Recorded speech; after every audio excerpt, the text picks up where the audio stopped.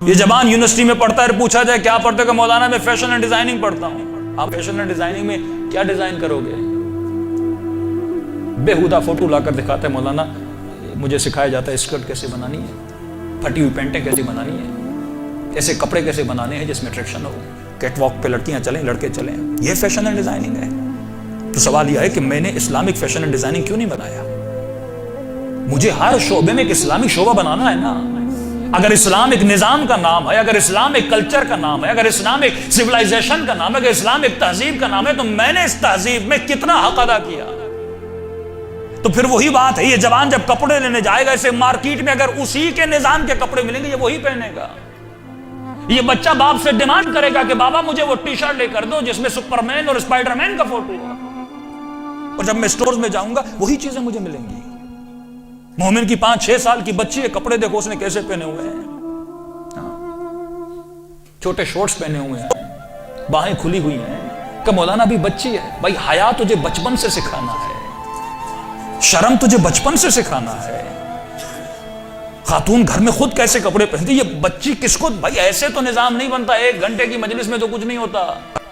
جب تک گھروں میں نظام اہل بیت، سوچ اہل بیت کو نافذ نہیں کرو گے، وہ نظام تو بڑے دھڑلے سے تمہارے ملک میں پوری دنیا میں کام کر رہا ہے، لیکن مسلمان کو کس چیز پہ لگا دیا کہ یہ اس کو کافر کہے، وہ اس کو کافر کہے، یہ آپس میں لڑ رہے ہیں۔ آپ سوچ کو تو دیکھو، آج اہل سنت کے جوان یہ سوچیں کہ تمہیں بارہا یہ بتایا جاتا ہے کہ مجلس بدعت، ماتم بدعت، نوحہ بدعت، ان کی مجلسوں میں جانا بدعت۔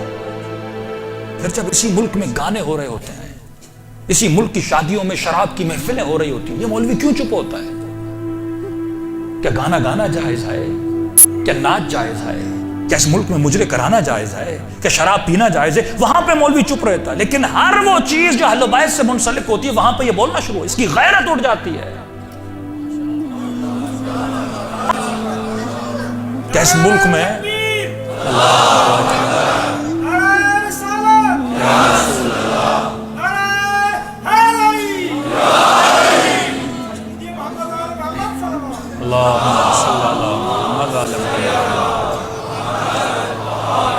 ہر مسلمان کے دل میں غیرت اسلام ہے، ہر مسلمان کے دل میں، شیعہ ہو یا سنی ہو، لیکن اس جذبے کو ڈائیورٹ کرنا ہوتا ہے۔ دشمن ڈائیورٹ کرنا جانتا ہے۔ مثلا آپ کو غصہ ہے، اگر غصے کو ڈائیورٹ کرو، امام خمینی فرماتے ہیں کہ ان کے والد گرامی کو شہید کیا گیا آقا مصطفیٰ کو، کہ اگر میں بھی عام لوگوں کی طرح غصہ کرتا اور کیا کر لیتا، 4 لوگوں سے بدلہ لے لیتا، لیکن فرماتے ہیں میں نے اپنے غصے کو اور اس جذبے کو ڈائیورٹ کیا تحصیل علم میں۔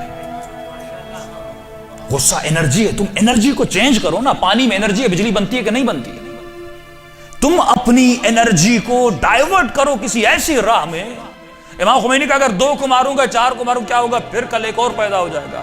کہ میں ایسا کام کروں گا کہ جڑ سے اس نظام کو اکھاڑ کے پھینک دوں گا۔ کہ جس زمانے میں علماء کی بے عزتی ہوتی تھی، ایک ایسا سسٹم لاؤں گا کہ حکومت بھی ایک عالم کی ہوگی، حکومت بھی ایک فقیہ کی ہوگی۔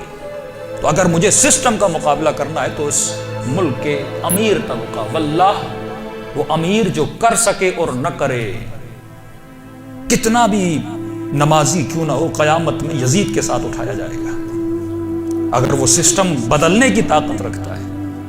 ایک منرل واٹر اگر کوئی نہ لگا سکے، کتنے شیعہ پانی پیتے ہیں، ہم کیوں منرل واٹر نہیں لگا سکتے؟ باہر کے ملک ہمارا پانی آتا ہے اور ہمیں ہی بیچا جاتا ہے اور ہم ہی ان کی جیبوں کو بھرتے ہیں۔ اس ملک میں کوئی جوان کیا صابن کی کمپنی لگا سکتا؟ یہ تصور ہونا چاہیے۔ اگر میں IT میں جا رہا ہوں نا، نوکر والی سوچ نہیں ہونی چاہیے کہ مجھے سافٹ ویئر میں جا کے کام کرنا ہے بڑی بڑی کمپنیوں میں، نہیں، تمہاری سوچ یہ ہونی چاہیے اگر وہ فیس بک بنا سکتے ہیں تو میں کیوں نہیں بنا سکتا؟ کریٹو سوچ ہونی چاہیے نا۔ اگر دشمن یہ سارے کام کر سکتا ہے تو شیعہ جوان کیوں نہیں کر سکتا؟